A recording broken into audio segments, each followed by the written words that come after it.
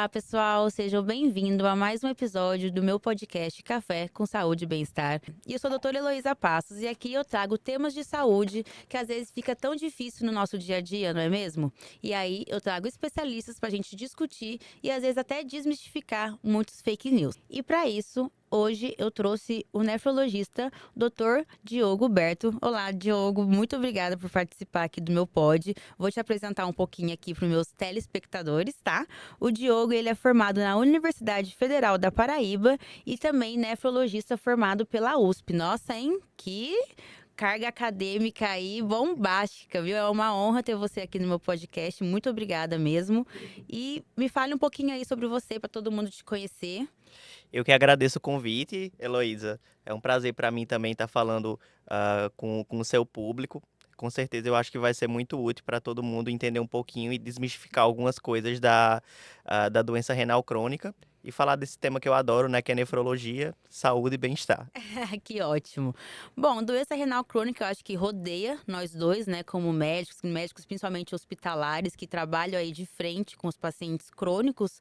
E muitas pessoas têm dúvida, né? Porque quando o paciente interna, às vezes eles podem vir aí a cursar com uma doença renal aguda, né? O paciente que tem uma infecção, nunca teve nenhuma comorbidade, acaba levando aí uma doença específica naquele momento ali da internação dele. Mas hoje o nosso foco é na doença renal crônica, né? Que é aqueles pacientes arrastados, que geralmente eles têm alguma coisa por trás dessa doença que já vem encaminhando aí de uma forma, e aí é quando aparecem aí que eles começam a realmente perceber a doença de fato que está acontecendo. Como a gente pode explicar de uma maneira mais generalista assim possível, uma coisa mais palpável, o que é a doença renal crônica? Isso. A doença renal crônica também é conhecida de forma mais popular como insuficiência renal. E Uhum. o que é insuficiência renal de forma bem simples? É quando o nosso rim está trabalhando de forma insuficiente. E crônica quando ela dura mais de 3 meses e provavelmente é irreversível, certo? Então vamos entender o rim como um filtro de uma piscina, né? O rim, nós temos dois rins, eles trabalham como um só, em conjunto. Ele serve para filtrar todo o sangue do nosso corpo. O sangue passa várias vezes por dia pelos rins, e os rins eles tiram tudo que está em excesso, tudo que está sobrando, e coloca para fora do organismo através da urina, né? Assim como Uhum. um motor de uma piscina limpa, passa o dia ali limpando a piscina e tirando as impurezas da piscina.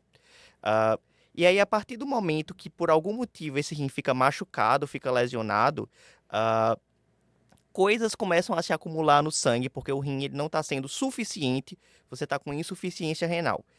E como é que a gente sabe que a gente está com insuficiência renal? Da mesma forma que um técnico de uma piscina pode pegar uma amostrazinha da água e analisar qual grau de impureza que ele está, também para os rins a gente tem o exame da Uhum. creatinina, que é um exame que a gente pega uma amostrazinha do sangue, né, um exame que a gente pega uma amostrazinha do sangue, dosa a creatinina e consegue calcular mais ou menos quão sujo está o sangue, para a gente entender então se o rim está funcionando adequadamente ou não. Eu achei importante isso que você falou em relação à dosagem do sangue, né? Que a gente vai dosar a creatinina, que é muito conhecida hoje em dia, né? Eu acho que quando começou aí o uso recreativo de creatina, né? As pessoas começaram a tocar na palavra creatinina, né? Ah, vai pesar os rins, etc e tal.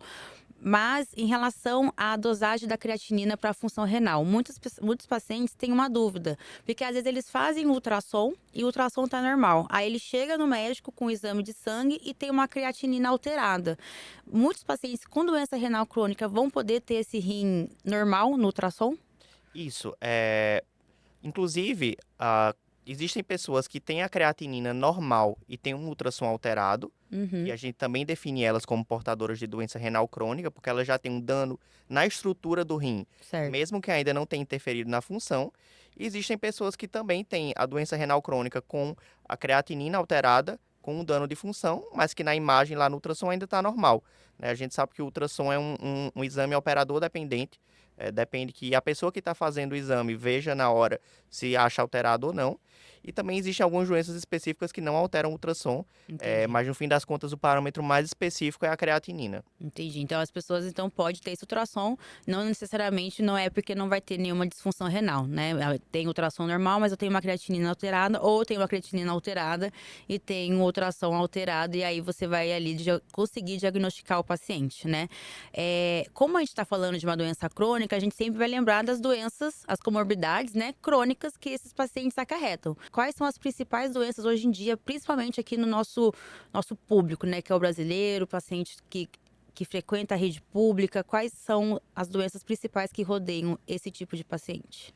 Olha, sem dúvida nenhuma, disparado na frente, as duas principais causas no mundo de doença renal crônica são a pressão alta e a diabetes. Então, Uhum. são duas doenças que sobrecarregam os rins e que, quando não estão bem controladas, inevitavelmente vão levar a uma insuficiência renal crônica, né? Um pouco atrás são doenças mais raras, como doenças autoimunes, o lúpus, doenças urológicas em homens mais idosos, que têm a próstata crescida e acaba obstruindo a passagem do xixi. Também são bastante prevalentes no nosso meio. E também tem ganhado destaque as causas nefrotóxicas, né? Os Hum. remédios que são tóxicos para os rins e que, utilizados a longo prazo, às vezes levam a uma doença renal crônica. E essa nefrotoxicidade é cada vez mais presente, né? Porque as pessoas usam de uma forma muito ampla os remédios. Acho que a gente daqui a pouco vai tocar em um remédio específico que a gente aprende desde criança, mas as pessoas acabam usando de uma forma tão abundante tantas coisas hoje em dia, né? De uma forma livre. Infelizmente, aqui no Brasil, algumas medicações não necessitam de receita. E de uma forma popular, as pessoas têm essa mania de, o fulano usou, também posso usar. E quando vai ver, ele é hipertenso diabético, o outro não era, né? Então ele já tinha uma lesãozinha ali, tava só esperando algum gatilho e às vezes o remédio vai auxiliar nesse gatilho e acabar evoluindo, né? Exatamente. Eu vou aproveitar o gancho que você me deu, então, Hum, para falar sobre as medicações nefrotóxicas, Pode tá falar, bom? fica à vontade. Então, nós nefrologistas e médicos de maneira geral batemos muito na tecla dos anti-inflamatórios, né? Uhum. Então, existem muitas medicações que são tóxicas para o rim, mas normalmente essas medicações são utilizadas em nível hospitalar. Então, espera-se que o profissional que as prescreva veja se a pessoa tem alguma disfunção renal e faça os ajustes necessários. Mas os anti-inflamatórios são vendidos livremente nas farmácias, né? Então, entre as 5 medicações mais utilizadas Nossa. do Brasil, porque a gente sente uma dorzinha, vai na farmácia e compra um anti-inflamatório. O famoso ibuprofeno, né? Ibuprofeno, cetoprofeno, Torcilax.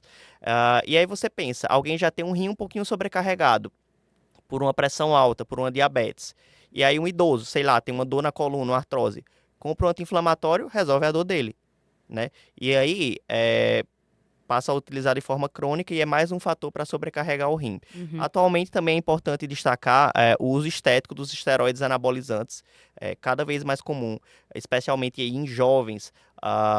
Um dano renal muitas vezes irreversível por um uso de esteroides anabolizantes e dos chamados soros da beleza, com muitas vitaminas, com excesso de substâncias que os pacientes não precisam e que são, enfim, infelizmente prescritas e o rim fica sobrecarregado. Nossa, você falou esse soro da beleza, eu vou pegar esse gancho também, viu? Que é um bate-bola aqui, gente. A gente tem um roteiro, mas quando vai vendo, a gente vai falando de tudo. Você falou do soro da beleza, eu tava hoje pensando, né, em fazer um pod sobre essa soroterapia, né? E como isso, as pessoas não entendem o risco. E a parte da nefrologia, né, a parte dos rins também vai sofrer. Então, tem que ter a indicação certa. Não quer dizer que você tem um déficit de vitaminas, né, que você vai precisar fazer, você faz uma exposição do seu corpo a um excesso, tudo em excesso é ruim, né? A gente sempre aprende isso. E a soroterapia, às vezes, não é uma indicação tão formal naquele momento que pode sobrecarregar o rim, principalmente de uma pessoa que já tem um dano que ela nem sabe, né? E aí acaba só evoluindo aí com o cursar da doença. Você falou da hipertensão, da diabetes, que são duas doenças totalmente prevalentes na nossa população, né? E que a gente tenta ao máximo controlá-las desde o início do diagnóstico, né? A insuficiência renal crônica é uma das consequências dessas doenças e muito bem estabelecidas, né?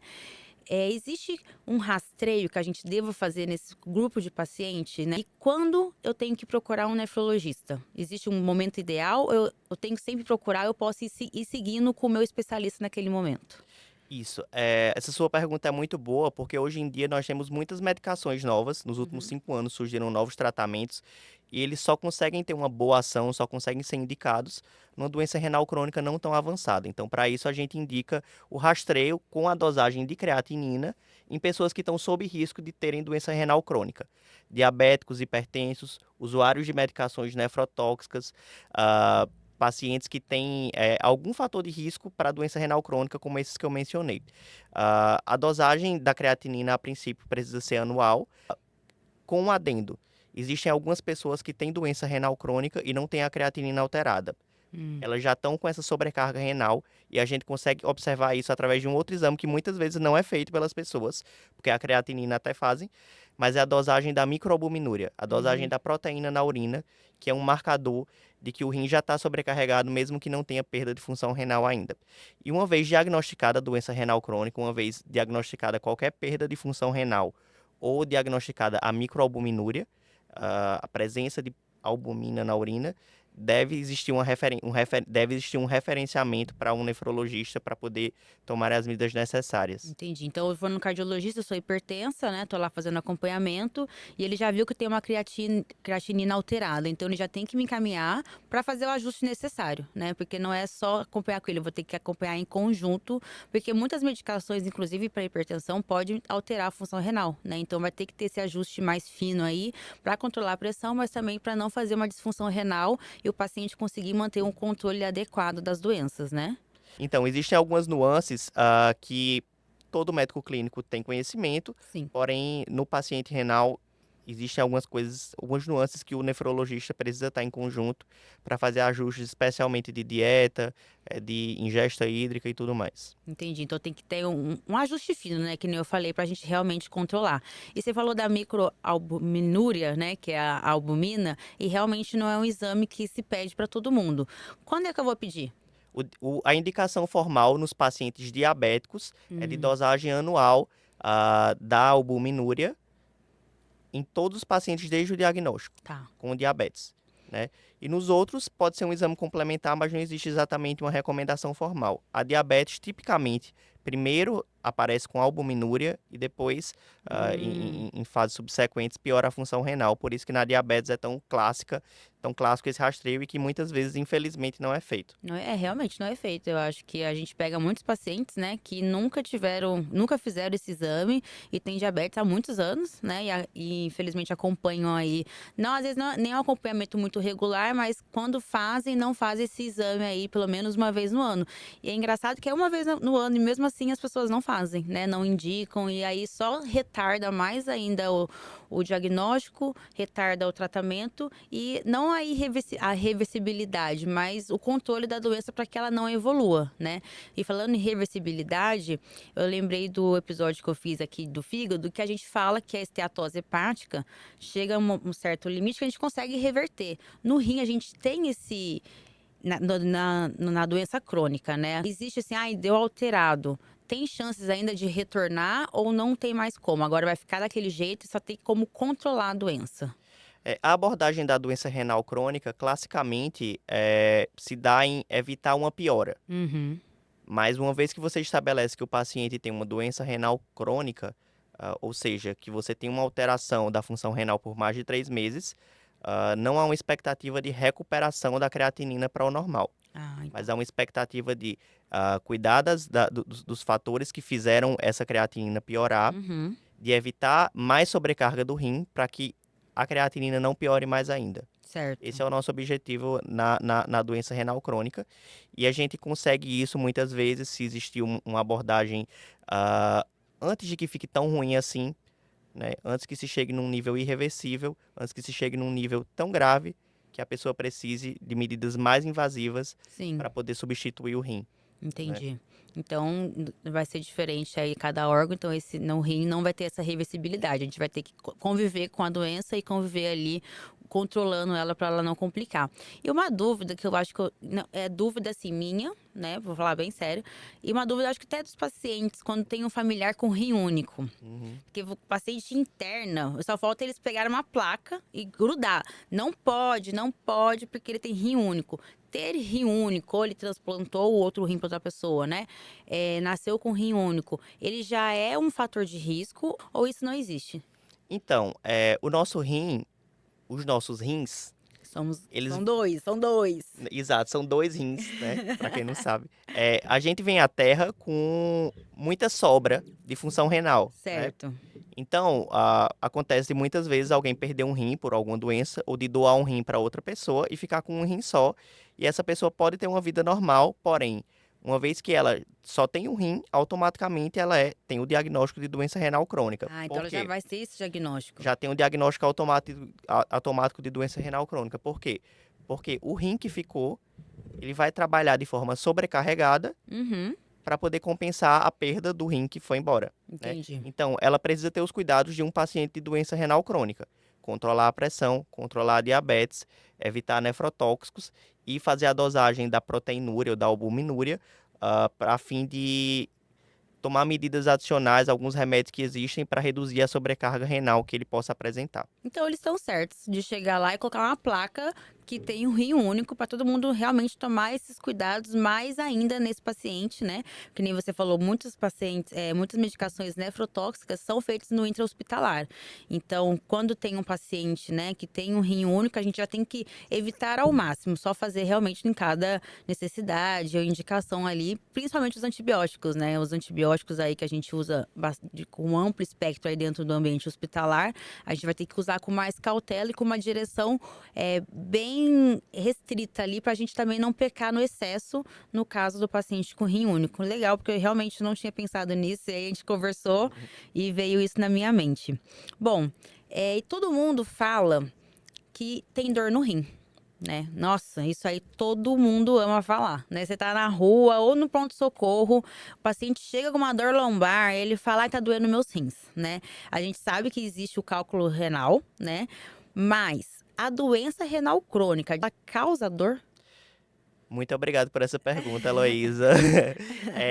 Talvez dor no rim seja a causa mais comum das pessoas procurarem um Sim. nefrologista, né? Isso se dá por uma associação de que as pessoas sabem que a localização do rim fica mais ou menos aqui nas costas e eu preciso te responder que não, a insuficiência renal crônica não dói. Na imensa maioria das vezes que eu avalio pessoas com queixa de dor no rim, essa dor, na verdade, é uma dor na região lombar, né, na coluna mesmo, nos Uhum. músculos da coluna. Quando a gente pede um exame de imagem, a gente vê que realmente as pessoas têm, enfim, lesão na coluna. A dor no rim, que realmente é no rim, pode ser ou por uma infecção ou por um cálculo renal, mas que é uma dor de característica bem diferente da dor lombar, né? Uma dor que é super aguda, que é uma dor que muitas vezes as pessoas dizem até que é comparada com a dor no parto. Uhum. Então não é uma dor que a pessoa vai para o consultório tranquila dizendo, estou com uma dorzinha na coluna, né? Estou com uma dorzinha no rim. Não é assim que funciona. A doença renal crônica não dói. Pode esquecer isso. Então, se eu tenho disfunção renal, isso não vai me levar à dor, né? Não. Isso é muito clássico mesmo, porque o meu pai tem muito cálculo renal. E, nossa, e meu pai é super forte, tá, gente? Seu José Carlos, eu tô falando aqui que o senhor é super forte. E aí, tem uma vez que ele chegou a desmaiar por causa da dor no rim, né? Por causa do cálculo renal, né? Então, é uma dor muito característica. Quem tem nunca esquece. Eu nunca tive, graças a Deus, mas quem tem nunca esquece. Mas, às vezes, né, pacientes mais leigos, a gente tá lá conversando no ambiente intra-hospitalar e fala, olha, ele tem uma disfunção renal. Aí ela fala, nossa, bem que ela tava doendo o rim dele ontem, mas não tem nada a ver uma coisa com a outra, né? Insuficiência renal crônica não traz dor. Tá. E eu tenho também um recado para dar para você e para o seu pai, tá Ah, bom? A litíase de repetição também é uma causa de doença renal crônica e que é extremamente prevenível, né? Existem formas de... Não é normal uma pessoa ter uma litíase, ter um cálculo renal de sim. repetição. É esperado que as pessoas tenham até um episódio de cálculo na vida. Mais de um, já existe a indicação de investigar se o seu pai ou se o seu familiar tem uma alteração na formação da urina que propicia que ele forme esses cálculos de Uhum. repetição, e então tratar essa causa específica e evitar que ele forme novos cálculos. Como se fosse uma sujeirinha ali do rim que está propiciando ele a fazer cálculos, Isso, né? o seu rim segura muito cálcio, ou o seu rim Uhum, produz uma urina muito ácida, e isso entendi. é investigável e é tratável e reversível. Ou seja, ele não precisaria ficar toda hora tendo uma litíase, né? Ele poderia fazer uma prevenção, né, dessa causa e viver mais em paz, sem essa dor. Exato, e sem ficar tirando pedra para formar outra pedra em cima da que já Exatamente. estava lá. Porque é muito recorrente, né? Os pacientes internam várias e várias vezes. Ah, eu já tive mês passado. Ah, eu passei no duplo J, eu tive esse ano, enfim. E aí a gente vê que então realmente não faz essa investigação. Tudo bem que não é nosso tema aqui, que a gente não é urologista, né? Que não tá na uro, mas é bom saber, né? É bom saber que, primeiro, que quando tá sentindo alguma dor, pensa no cálculo, pensa numa dor na coluna. E segundo, né, se você tá tendo cálculo de repetição, procura um especialista, um urologista, pelo visto, né, para você aí poder avaliar, ou também em conjunto com o seu nefrologista, se você já fizer esse acompanhamento. E quando que o paciente vai sentir a doença renal crônica? Existem sintomas ou não? Olha, usualmente a doença renal crônica só vai dar sintoma quando está muito, muito, muito avançada. É como o episódio que você fez da esteatose hepática, né? Que só vai dar sintoma quando existe praticamente cirrose. Sim. As fases iniciais, as fases intermediárias e até o início das fases avançadas da doença renal crônica não dão sintomas. Você consegue identificar apenas com alterações laboratoriais. Agora, quando o rim já está praticamente parando de funcionar, o rim, enfim, está já praticamente só fibrose, só cicatriz, o que pode acontecer são os sintomas do acúmulo da sujeira no organismo, né? Então, Uhum. por exemplo, acúmulo de líquido no organismo porque você não está conseguindo colocar para fora pela urina. Dá Certo. um inchaço, dá uma pressão arterial muito mais elevada do que a hipertensão normal que as pessoas têm, né? O acúmulo de ureia, né, que é uma sujeira advinda da proteína, pode dar sintomas como enjoo, como Hum, vômitos, mas isso, novamente, é só em fases muito avançadas, exato. que já está, enfim, praticamente sem função renal nenhuma. É, quando o paciente chega numa urgência dialítica, né? A famosa urgência dialítica, quando o paciente chega com uma ureia muito aumentada, que já tem repercussão clínica, né? O paciente fica confuso, torporoso.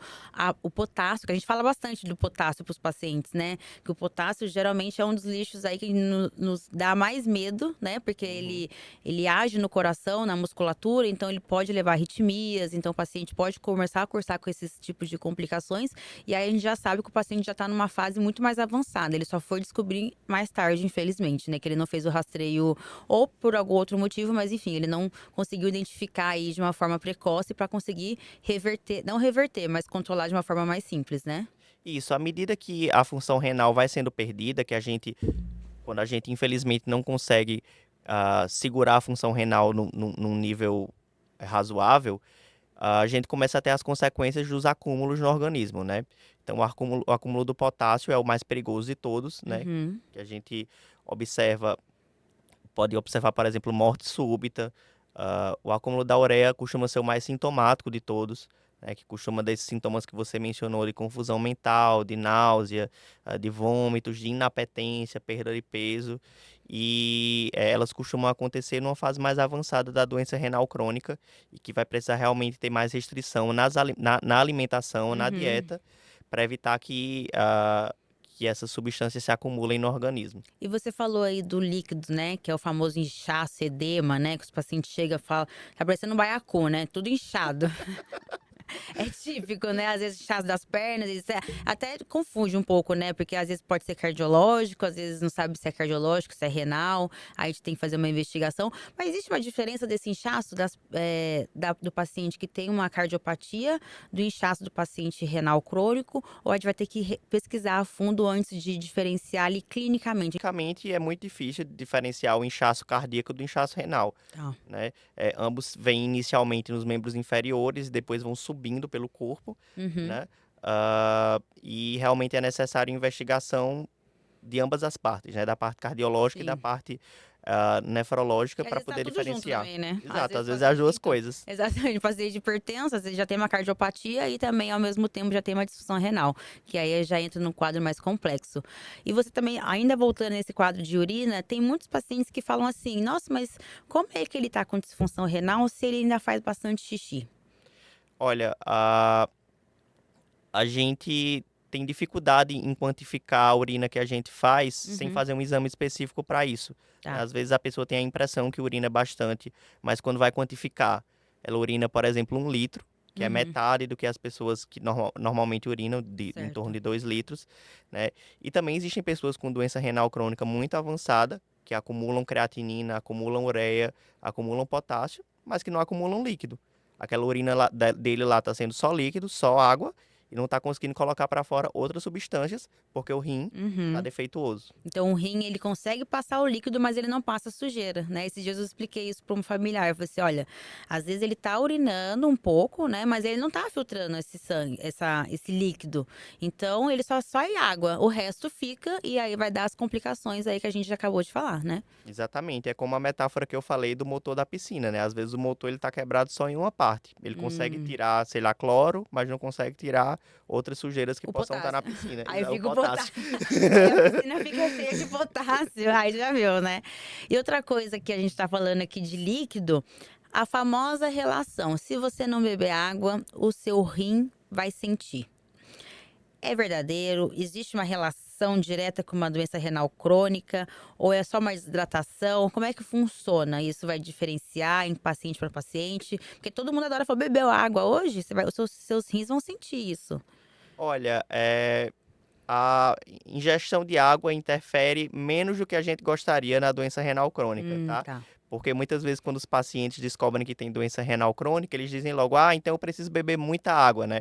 E na maior parte das vezes, ingerir muita água, ingerir menos água não vai interferir na história natural da doença renal crônica, né? O Tá. que vai interferir é realmente cuidar da causa da doença renal crônica, que, como eu falei, na maior parte das vezes é a pressão alta e a diabetes, E me né? Agora, realmente beber água pode prevenir você ter alguns problemas, como o cálculo renal, como a desidratação. Uhum. Por isso é recomendado beber em torno de 2 a 3 litros de água por dia. Não deixe de beber água, né, a gente não tá falando isso, a gente só queria saber a relação, mas você falou, me corrija se eu estiver errada, mas um paciente que já tem um estágio mais terminal em relação à doença renal crônica, inclusive ficar bebendo muita água já pode ser deletério para ele, porque ele não tá filtrando aquilo, né, ele não tá colocando o xixi para fora, então ele vai começar a acumular mais líquido, porque já não tá funcionando o rim, né, então por isso que às vezes tem que fazer uma restrição até nesses pacientes. Isso, a gente tenta individualizar ao máximo as restrições nos pacientes Uhum. com doença renal crônica, né? Porque se você parar para pensar, ele vai acumular quase tudo no organismo, né? O rim não vai estar funcionando direito, então ele vai acumular potássio, vai acumular água, vai acumular ureia, e se a gente for restringir tudo, enfim, a pessoa vai desnutrir, né? Aham. Então, para pacientes que estão com doença renal crônica avançada e que estão ficando inchados, a gente restringe a água. Uhum. Se eles estão ficando com um potássio muito alto, a gente restringe mais o potássio. E assim a gente, normalmente, idealmente, em conjunto com o nutricionista, tenta adequar para aquela pessoa, porque cada pessoa individualmente vai ter mais sensibilidade a acumular uma coisa ou outra na doença renal crônica. É, porque os estudos hoje em dia mostram cada vez mais que a gente precisa individualizar o paciente, né? Porque antes, na época que eu fazia faculdade, enfim, a gente sempre tinha diretrizes, né? E cada diretriz era uma abordagem mais generalizada. E com os estudos avançando, a gente vê que não é restrição hídrica do paciente, né? E nem você falou, vai ter que olhar para esse paciente. A regra não é para todo mundo. Isso, e tem uma coisa aqui agora que eu me lembrei, que na regra não é todo mundo de alimentação, sobre carambola. Carambola é uma coisa que é para todo mundo, tá? É uma É, regra para todos os isso. pacientes que têm doença renal crônica. E por quê? Carambola famosíssima, assim, você me corrigir, você tá certa, a carambola é para todo mundo. Nenhum doente renal crônico pode comer carambola e normalmente eles estão bem informados disso, né? A carambola, ela possui uma substância chamada caramboxina e que os renais crônicos não conseguem Uhum. excretar e ela se acumula no organismo e causa uma toxicidade no sistema nervoso que muitas vezes pode ser até fatal. Então a Nossa. carambola realmente é a única coisa que é proibida totalmente no Então não doente é renal mito crônico. popular, gente. A carambola, realmente, se você conhece alguém que é dialítico ou que tem uma insuficiência renal importante, carambola não pode, né? Eu sempre ouvi isso e eu sempre ficava na dúvida, mas carambola, e às vezes as pessoas falam de uma forma correta que não pode, mas não sabe por quê, né? Então, obrigada pela essa informação aí que você acabou de dar para nós.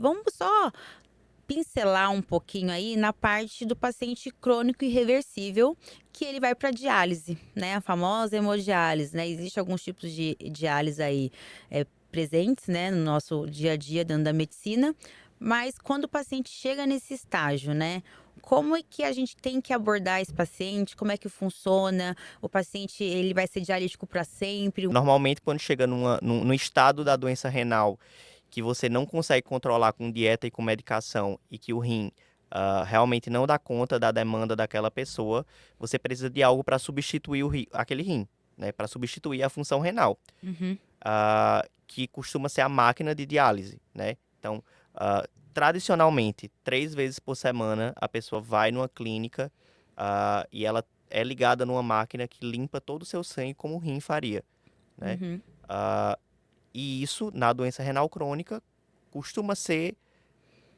para o resto da vida, a menos que a pessoa faça um transplante renal, né? certo. Então, essas pessoas, elas são inscritas na lista de transplante renal e vão aguardar, aqui em São Paulo, uma média de 2 anos, pode ser muito menos ou pode ser muito mais, para então receberem um rim e poderem sair da hemodiálise.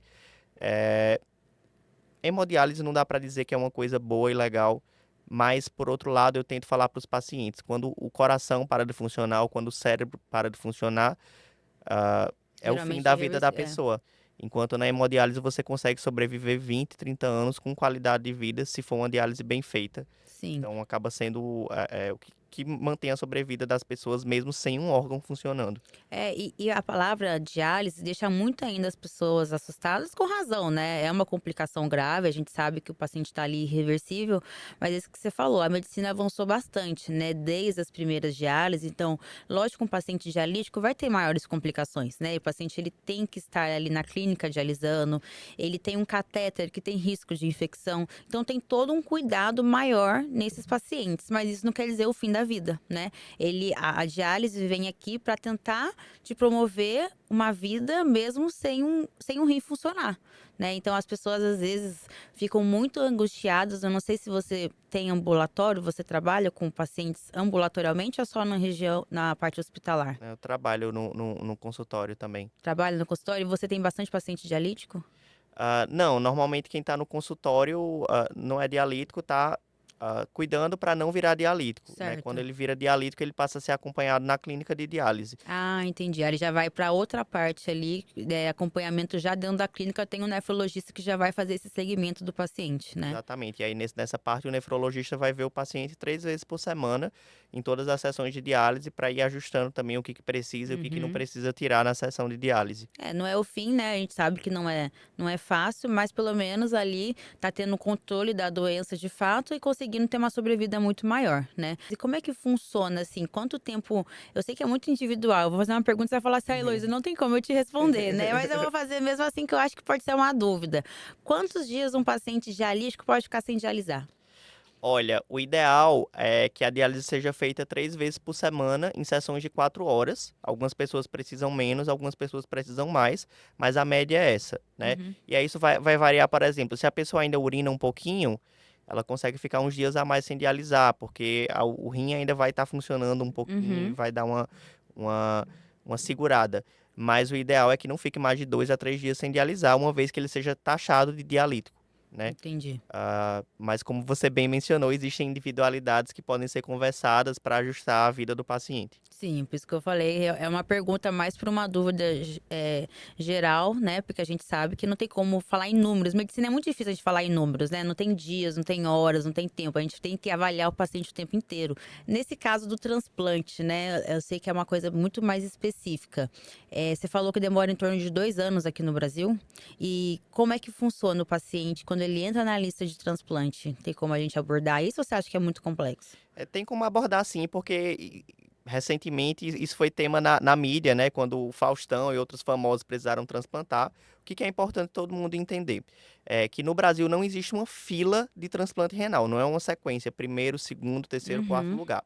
Existe uma lista de todo mundo que está apto para transplantar, e a cada pessoa que falece e que doa o rim, Ah, esse rim, ele é testado para todo mundo que está na fila.